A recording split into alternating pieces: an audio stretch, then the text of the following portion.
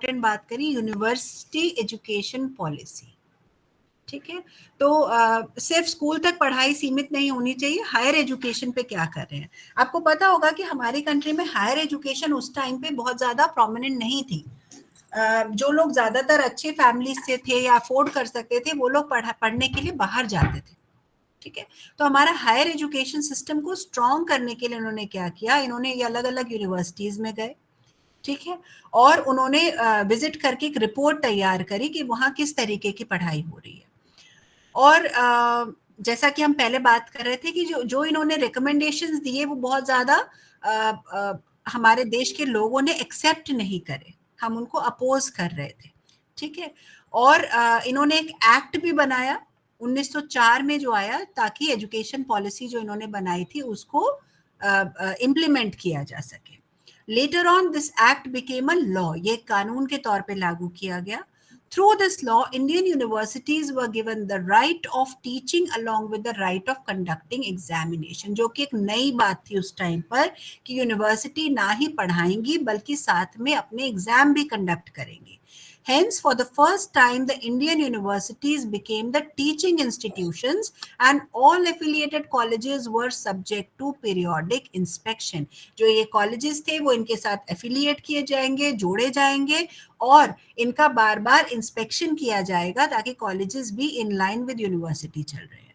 और जो exam conduct की जिम्मेदारी थी वो किस पर आ गई, यूनिवर्सिटी पर आ गई। तो ये इन्होंने कुछ नई बातें करी अपनी पॉलिसी में।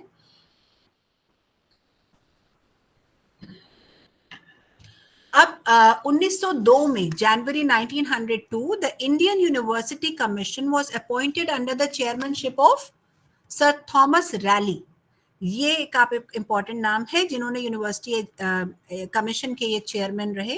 To inquire the condition of universities established in British India and to consider and report upon the proposal for improving their constitution and working, किस तरह से वो काम कर रहे हैं, वहाँ किस तरीके का क्या काम किया जा रहा है और किस प्रकार से किया जा रहा है, इन चीजों के ऊपर रिपोर्ट तैयार करने के लिए कमेटी का फॉर्मेशन किया गया।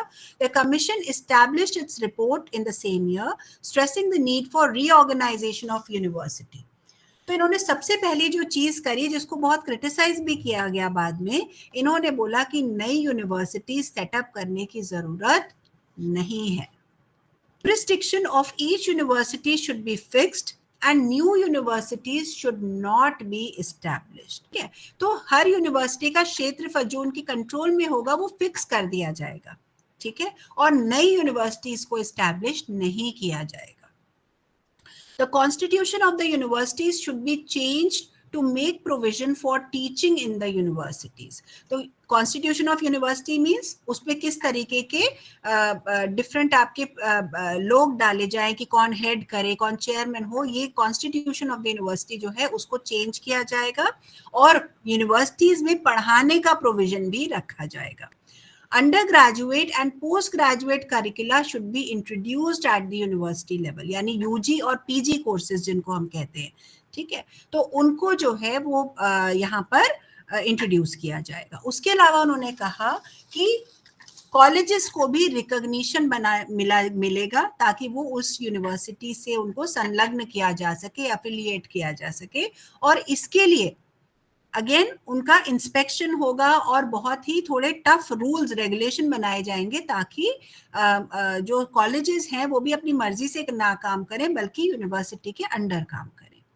The syndicate should have 9 to 15 members, यानी जो बॉडी बनाई जाएगी यूनिवर्सिटी की उसमें कम से कम 9 से 15 उसके मेंबर्स होने चाहिए। जो मैट्रिकुलेशन एग्जामिनेशन होगा, जो इन्होंने सेकेंडरी स्कूल में भी कहा था कि उसकी जो क्वालिटी है वो इम्प्रूव की जानी चाहिए, क्योंकि बेसिकली 10th के बाद के बच्चे ही यूनिवर्सिटी में एंटर हो जाते थे। Importance should be given to the study of classical languages and arrangements should be made for best। और इन्होंने हायर एजुकेशन पे एक बात करी कि इन्होंने कहा कि इंग्लिश लैंग्वेज को यहाँ पर हायर एजुकेशन में एम्फेसिस दिया जाना चाहिए, यहाँ पर उसको पढ़ाया जाना चाहिए और अच्छे तरीके से पढ़ाया जाना चाहिए। तो ये इन्होंने एक इनकी मेजर रिकमेंडेशन थी।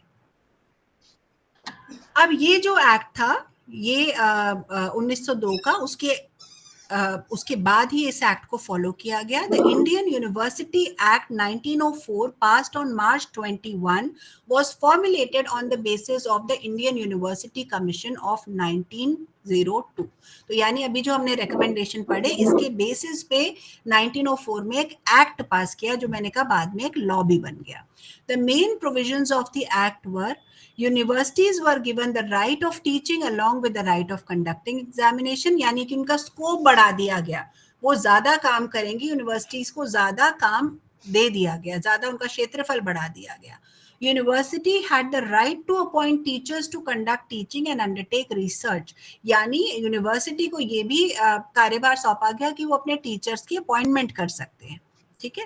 और सिर्फ वो पढ़ाने के लिए नहीं है टीचर्स, वो रिसर्च भी करेंगे, वो अनुसंधान भी करेंगे. They also had the right to manage their libraries, laboratories, make plan to bring about discipline. तो यानी इतना फ्रीडम दिया गया यूनिवर्सिटीज को अपनी लाइब्रेरी, लैब्स वगैरह पे काम करने के लिए. Up to the moment, the number of seats in the Senate of the universities were not fixed. वो स्थायी नहीं थे जो नंबर ऑफ सीट्स थे. The government used to make life long nominations. ठीक है. तो वो क्या करते थे, एक बार जो फिक्स कर दिया वो फिक्स रहा हमेशा के लिए. According to this act the number of people जो सेनेट में होंगे वो फिक्स कर दिए गए. उनका मिनिमम नंबर जो होगा वो 50 होगा, मैक्सिमम नंबर जो होगा वो 100 होगा, और वो लाइफ लॉन्ग टर्म नहीं होगी, वो सिर्फ 5 साल के लिए अपॉइंट किए जाएंगे. सेनेट मेंबर्स होंगे जिनको रोल्स दिए जाएंगे. The act introduced the principle of election in the constitution of the Senate. अच्छा, सेनेट की मेंबरशिप कैसे होगी? It will be based upon the elections. ठीक है, यानी ऐसे ही कोई भी नहीं बना दिया जाएगा, उसके लिए प्रॉपर इलेक्शन होगा.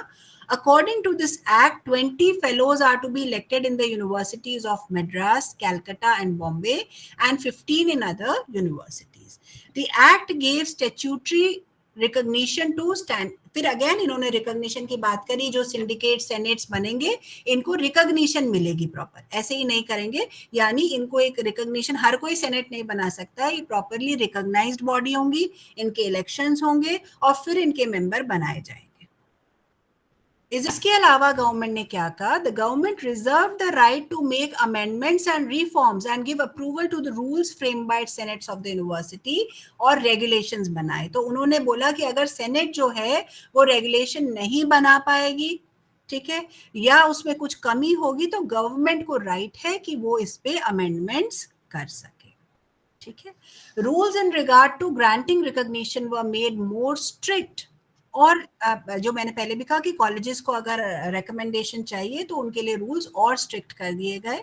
In order to raise the standards of education, the syndicate could call for inspection of colleges imparting higher education. ठीक है. तो इसके लिए प्रॉपर रूल्स बनाए गए, स्टैंडर्ड ऑफ एजुकेशन सेट किया गया, कॉलेजेस की इंस्पेक्शन दी गई कि वो किस प्रकार से वो हायर एजुकेशन दे रहे हैं, क्या पढ़ाई करवा रहे हैं, तो इन सब पे एक प्रॉपर चेक रखा जाएगा. Prior to this act, the territorial jurisdiction of universities was not fixed. ठीक है. तो इससे पहले फिक्स नहीं था, ये हम बात कर चुके. एज अ रिजल्ट कई कॉलेजेस जो थे वो एक से ज्यादा यूनिवर्सिटी से भी एफिलिएटेड थे, तो वो 2 यूनिवर्सिटी के हिसाब से कर रहे थे, while others were suited in the jurisdiction of one university but affiliated to other. यानी कि वो जो एरिया थी वो किसी और यूनिवर्सिटी के अंडर कवर होते थे, लेकिन एफिलिएशन उनको किसी और से मिला हुआ था. तो इस तरीके के बहुत सारे कंफ्यूजन्स थे इस एक्ट से पहले. This act made it clear that Governor General will by this ordinary or extraordinary orders fix the territorial jurisdiction of the university, and according to this provision the relations between colleges shall be established and maintained. तो इस तरीके से जो college होगा उनका direct control किसके हाथ में आ जाएगा? यूनिवर्सिटी में, जिससे वो एफिलिएटेड है.